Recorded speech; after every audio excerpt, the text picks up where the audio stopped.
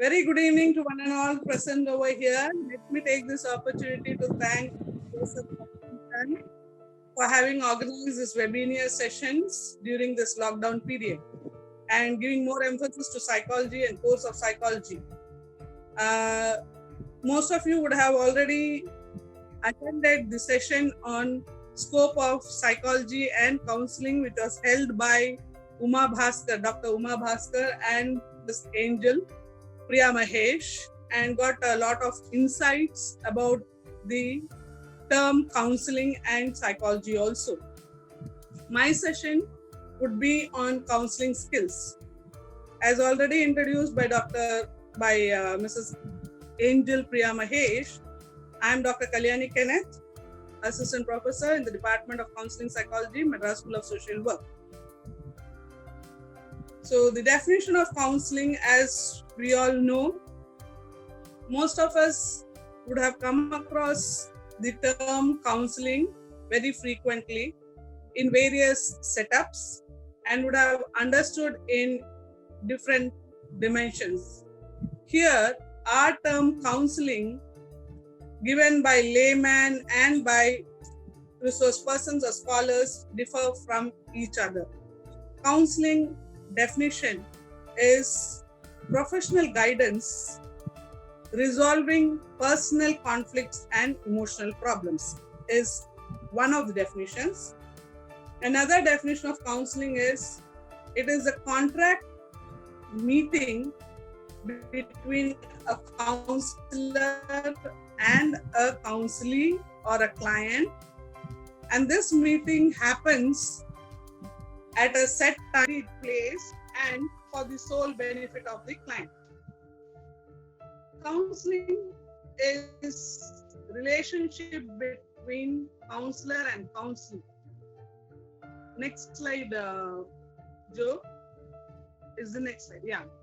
Counseling is relationship between counselor and counselee, where the counselor helps the client find solutions by himself or herself for their issues by facilitating, channelizing, and providing support.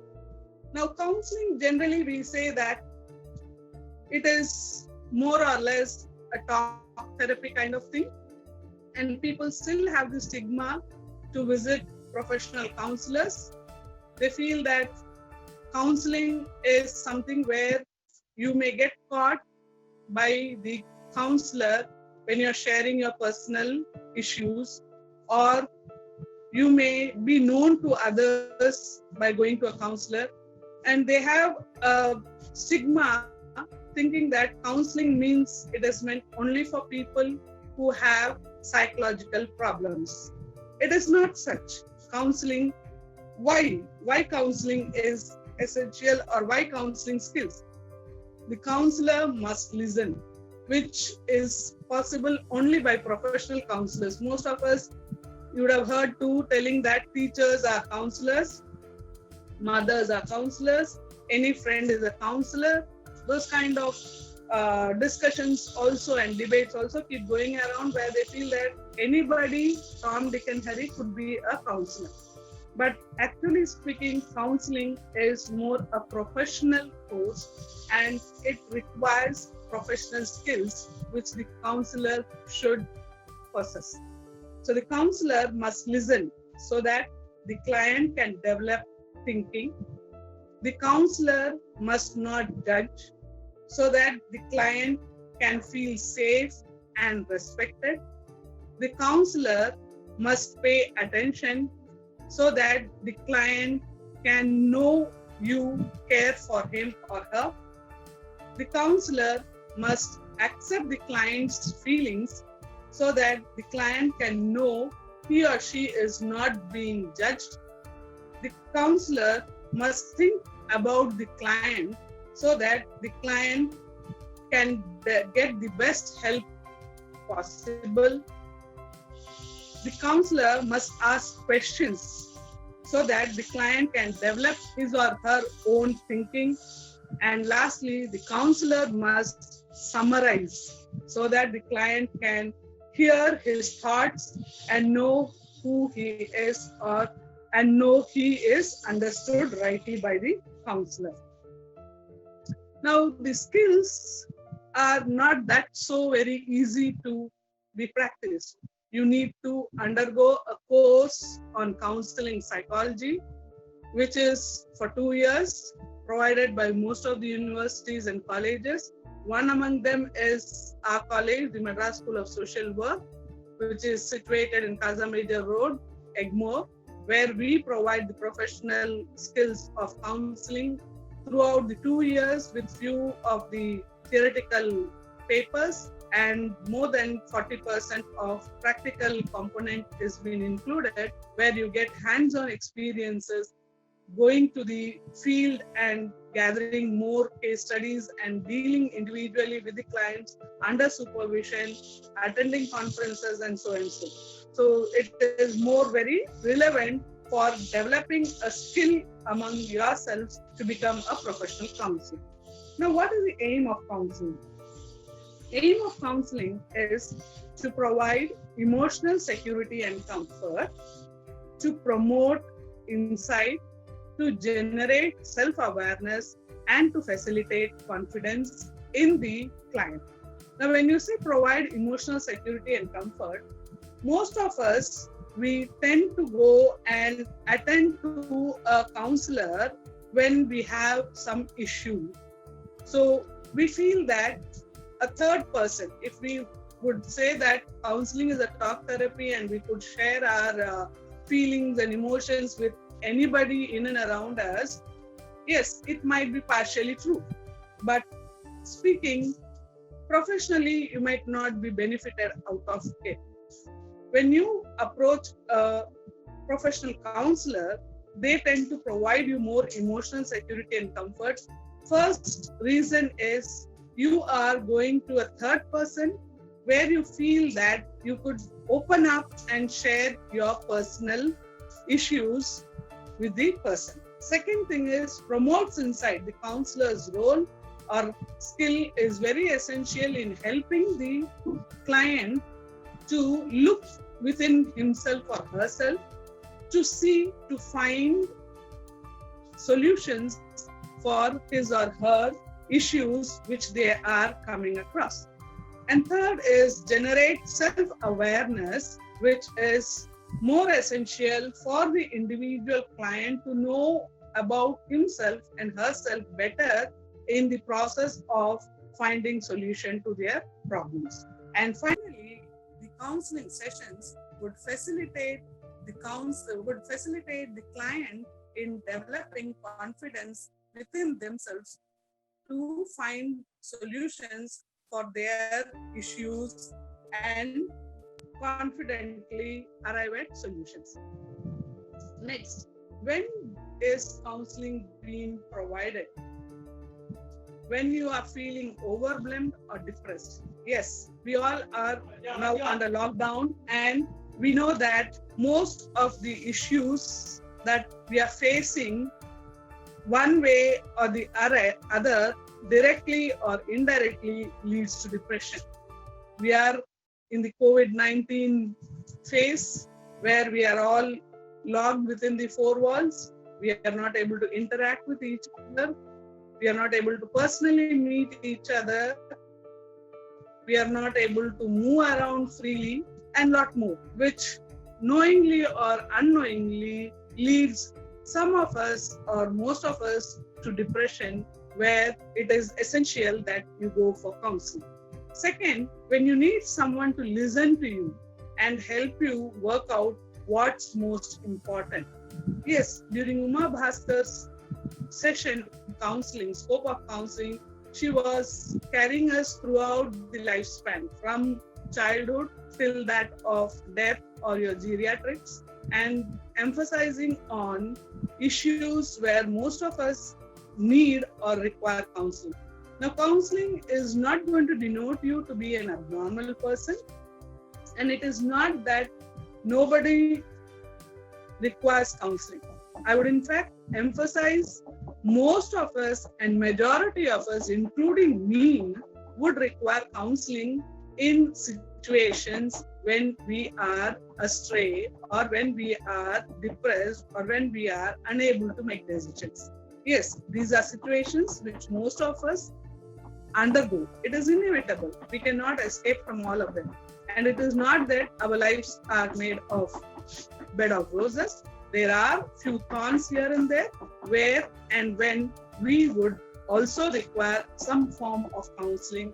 And most of the time, the people who are into psychology or are undergoing the counseling processes, learning about counseling stages and strategies and skills, they do take up something called as self-counseling, right? You can do counseling for yourself by analyzing your own issues and trying to sort out your own issues. In places where you find it difficult and you're not in a position to take it to yourself, yes, definitely you might have to visit a counselor in order to get your issues being sorted out, at least to a very close friend of yours who can listen to you. Listening, they say that more than half or 50% of our issues are solved when there is somebody who is a good listener to our issues. So when you need somebody to listen to you, you may have to go for counseling. The third reason when counseling is required is when an issue or situation is seriously affecting you day-to-day life. It is something when it goes out of your box, out of your way, and you may have to go and meet a counselor because it is affecting your day-to-day life. And finally, when you cannot make important decisions and not sure what to do next, you need to go for counseling. Yes, you would have again heard to Uma Bhaskaran speaking about career counseling, where most of the people during their 10th standard, 12th standard and course directions, they need the help of a counselor or career counselor in order to have a clear idea or clear path towards which they would like to proceed in making decisions about their career or future. Next, what are the effective counseling skills? First is listening attentively. Listening attentively. Second, empathy. Third is warmth. Fourth, respect. Fifth, confidentiality. Sixth, being non-judgmental. Seventh, being non-hurting. 8, being non-threatening. And 9, being non-punishing, right? These are some of the effective counseling skills. Now, listening attentively. Yes, most of us are listening to the current session on counseling skills. Yes, I do believe, or I do hope, I do trust that most of you are listening to the session on counseling skills. Now, what is attending them? Attending skills are usually very important, or it is very essential in a counseling process, and the counselor needs to possess these skills before entering into the counseling session. Next slide, please, Mercy. Yeah, the attending skills include, we call it in short, SOLAR skills. That is, S stands for sit squarely, O stands for open posture, L stands for lean forward, E stands for eye contact, and R stands for relaxed attitude, right? Now, these are the attending skills. I am attending to you. How do I make the client feel that I'm attending to him? First essential thing what we say in counseling is the client and the counselor need to sit in a squarely position. It means that you need to face each other and sit. It is not you can make the client sit next to you on your right or on your left or at the back, but it means you need to make the client sit just opposite to you. You should have an open posture. Now, sometimes we would have seen people folding their hands this way and sitting, or doing something else, attending to some call or messaging somebody, or trying to write down some points, something like that, which is not supposed to be done when you are attending to a client. You need to have an open posture. Open posture, it otherwise means that you are open to receive or hear to or listen to the client's issues and hear to his problems. The third one is lean forward. Yes, you would have already experienced all this when you sit in a class, when the session is very interesting and madam or sir is taking you forward, you automatically from your posture, straight posture, you lean forward, slowly come to the table, keep your hands on your cheek and listen to the thing when they are interesting, right? So in a counseling process, the counselor needs to have that full concentration, focused attention towards what the client is saying, and you need to listen to it. So you need to lean forward. You need to have eye contact. Eye contact is very essential. As we all know that you are saying something to me, I am listening to you. I get to know or understand or confirm myself that you are listening to me only when I am able to see your eyes. If I am not having an eye contact, I can always keep wondering. We have heard to the proverb, physically present, psychologically absent, which means that you are physically present in the class, but not attending to what the teacher is saying. Same would be in the case of a counseling session. You're physically present in front of the client, but not really attending to what the client is saying, and not able to understand him or her better when you don't have an eye contact. So eye contact is a very essential skill, attending skill, which a counselor should have. And the last one is relaxed attitude. Yes. Now, sitting here, in fact, if you would have seen me, say another 10-15 minutes ahead, there was no current in the house, right? I was a little anxious. I was a little stressed. What would happen if there is no current? Because the day is dawning, the lights are not bright. How do I attend to the webinar session? How do I reach to the participants and keep myself clear or clarified? Was a little bit disturbing. So if that was the situation under which I would have to attend the webinar session, I think I would not have been relaxed. I would have been a little stressed. What is it? How is it? Am I able to reach the client, or reach the participants in the right manner would be a concern for me. As a result, I would not be providing the full-hearted session. So relaxed attitude is equally important for a counselor to move forward. Next one, please. Listening skills. Listening skills, as we said, it's talking about attentive listening is the skill what a counselor should have. Listening can be of varied types. You have active listening, passive listening, and selective listening, right? Now, at this moment, all of you are in the process of passive listening, and selective listening is people would listen to what they need. You would have heard of people telling, oh, that's what you were talking. I didn't know. I never heard to you. So there are people who would only select what is required for them and leave the rest of it. Then you call it to be a selective listening.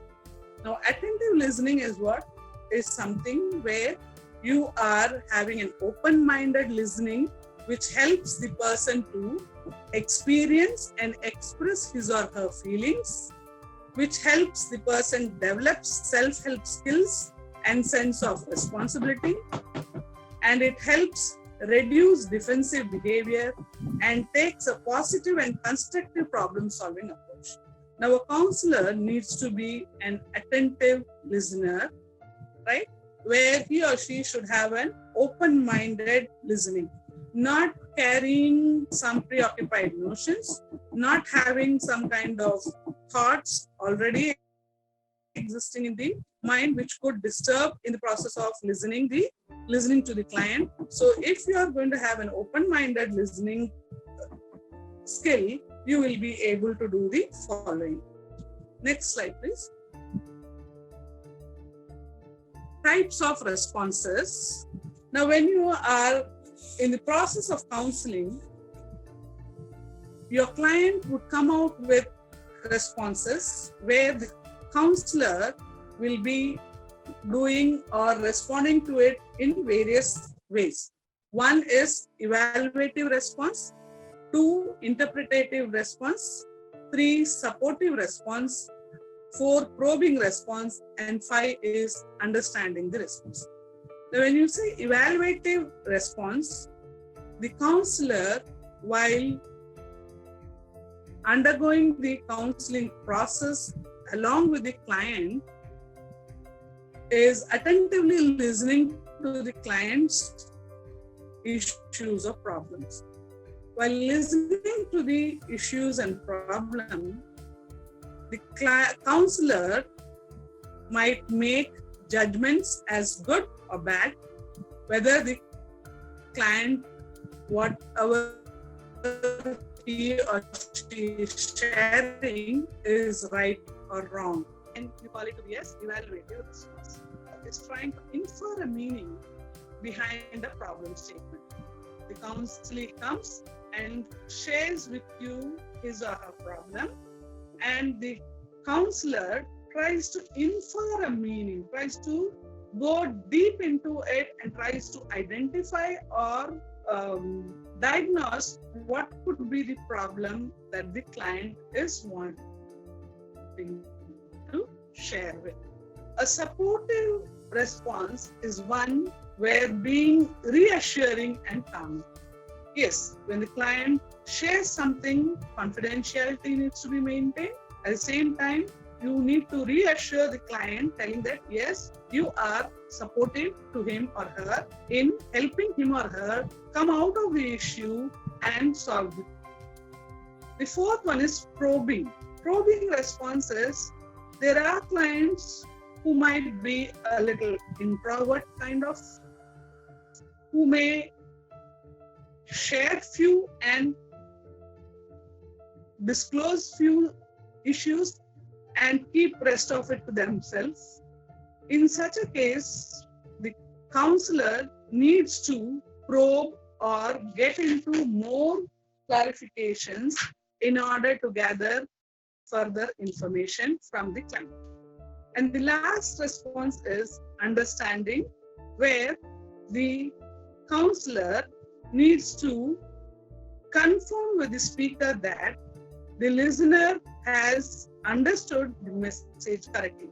Now, there are ways of understanding, like when the counselor is listening to the counselee or the client, we say that you need to keep paraphrasing in between or rephrasing what the client has shared with you.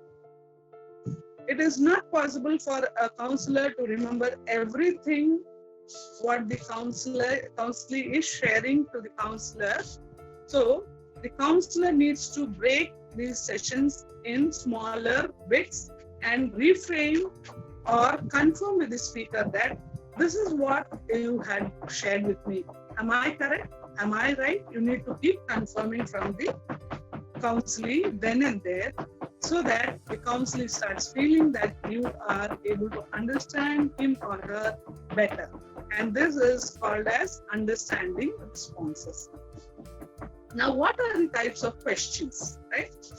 There are, the process of counseling as such goes on the wheels of questioning, right? As the client enters your chamber or your clinic, whatever you might name it, there are ways to greet the client. There are ways to question the client. You cannot question certain things which are too very personal, and there is a process of questioning. So what are the various types of questioning and for what you do? Now, there are general questions or general situations. What did you want to talk about? Once the client enters your chamber, you would like to greet him, do all the basic rapport building kind of questioning. And then you go to the general situation, asking the client, what did you want to talk about? So that becomes a general question. Second is fact questions. Fact questions are, what happened? You want to know more about the situation which the client is sharing with you. So you start asking questions like what happened in order to gather more information on facts. When it comes to feelings, when a client is sitting and crying in front of you, right? How did you feel? What is it that you're feeling? You could ask questions like that. Then reasons. Why did you do that? When the person is angry, agitated, or done some kind of behavior which should not have been done or so, you would like to know why did you do that? And specifically you want to go deep into the issues like your suicidal clients, where you would like to know more in depth, but you cannot say why did you commit suicide or why did you make an attempt to commit suicide, what were the ideations that led you to commit suicide. All those cannot be directly asked. So you would just try to probe a little more in depth by asking, will you please give me more information or tell me more about the situation or the condition which you have come for counseling.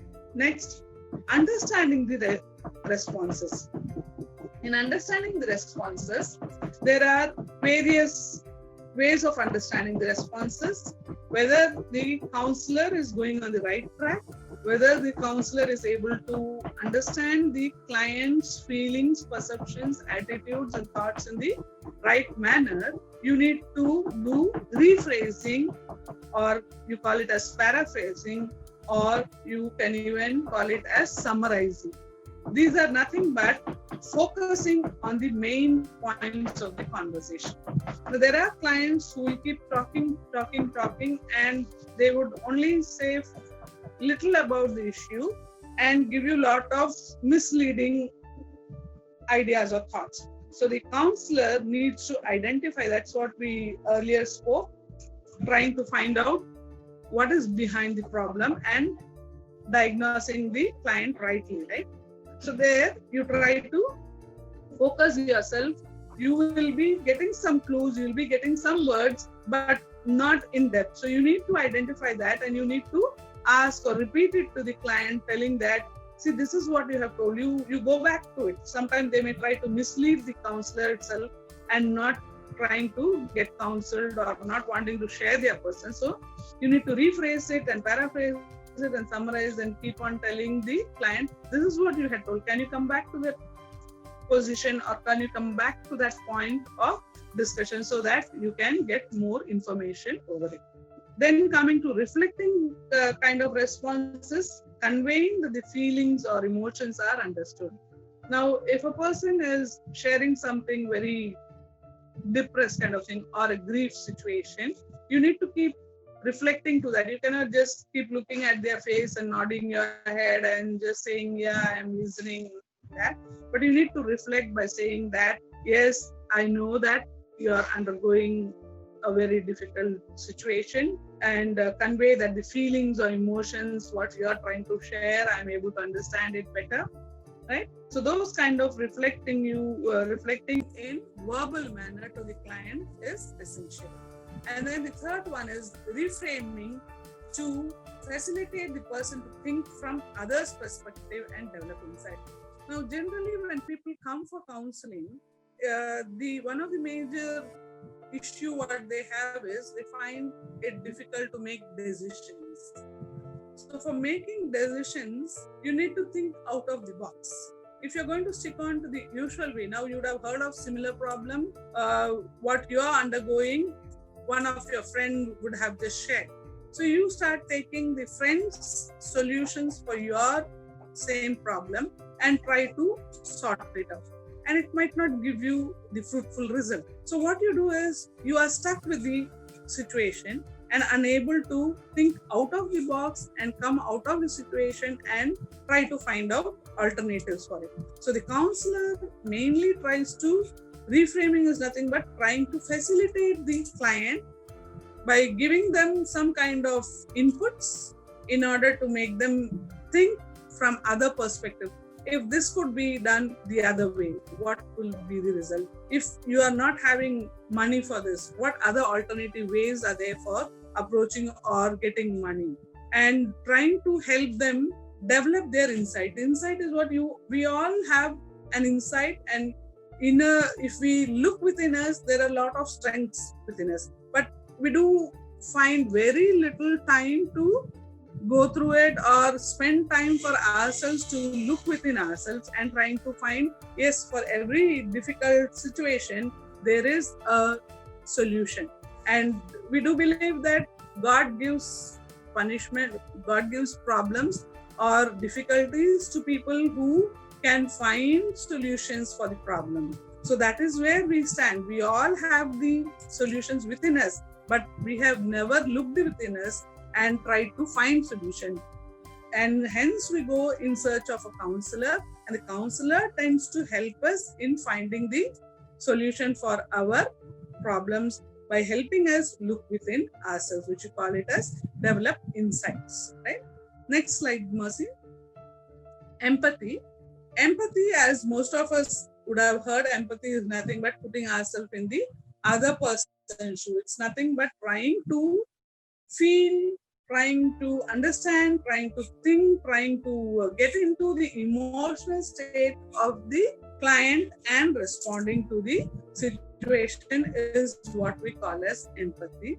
And not being too much concerned is sympathy, and too less of concern is apathy. This is just a clarification on the three concepts of empathy, sympathy, and apathy. Next, be aware of body language.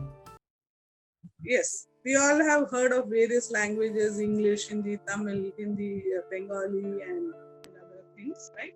What is body language about? Yes, we all have a smiling face. With a smile on your face, it itself says that you are receptive, you're welcoming, you are accepting the client, right? Or any person for that matter. So the smile is nothing but a body language. Facial expressions. When you get angry, all the Navarasas you would have heard of. When you get joy, when you're happy, when you're depressed, when you're aggressive, all kinds of facial expressions are shown through our face, which is one of the body languages. Angle of our body, posture, right? How you sit, whether you are sitting upright, whether you are sitting sideways, whether you are facing directly, or there are people who would sit in the edge of the chair. When, especially people when they go for interviews, the interviewee and the interviewer, the client there is in a tense position. So sitting comfortable position becomes difficult. So the angle of our body matters a lot. And then proximity of ourselves to another person. How close are we sitting matters a lot, right? So if you are very close, there are other skills I would be not touching upon it today, but there are skills like you have the transference, counter transference, all those also happen during the counseling session. And that's why the basic counseling skills, earlier what we said, it is a solar position or skill that a person you should sit in a square position, square facing each other and not very close to the client. So that body language also matters. If you're very close, they don't take you to be as a professional counselor or something, but more like you call them to be a friend or guide and philosopher. Those kind of terms would be used and not as a counselor. So the proximity of ourselves to another or the client matters a lot. And tone of voice, to what way you are soft spoken, you are aggressive means how your tone raises. If you are not very attentive like that, you make gestures, you make lifting up your eyebrows. All these are nothing but various forms of body language. So you need to be aware of it, because when you are providing counseling, the counselor and the counselee also makes note of the various body language or body postures, what the counselor is showing out or projecting, which can lead to or mislead to the communication process of counseling. Then finally, next slide. Finally, counseling is a process which facilitates an individual to explore his or her own world, to find a best suitable way out of his or own difficulties, and thus to become better balanced individual in terms of his or her overall well-being. This is what we finally tend to say counseling is. And the skills of a counselor is to have a good listening, to be more empathetic, to be more questioning, probing type of questions. Open-ended questions or closed-ended questions could be asked.